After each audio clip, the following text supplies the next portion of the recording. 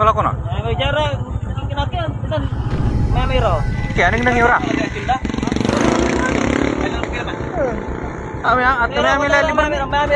Sa Facebook Live na ito, bakas ang takot at pagkabahala ng mga residente ng Barangay Tanolong sa Bayambang, Pangasinan.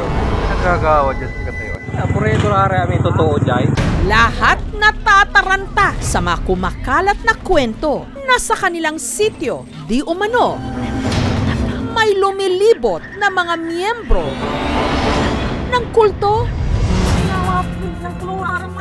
Benar. Susuko na may apoy. Akin na, akin na. Okay, pabalik. Kaya sa umay, keras-keras sila.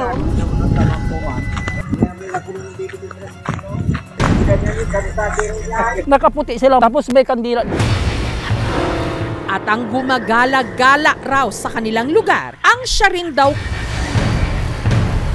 kumakatok sa mga bahay-bahay para di umano makapambiktima. Sabi naman nila, kumukuha daw ng mga dalaga yan at ipapatubos. Yung sa balita nga po may mga armas, baka ano gawin, kaya po yun natakot po kami.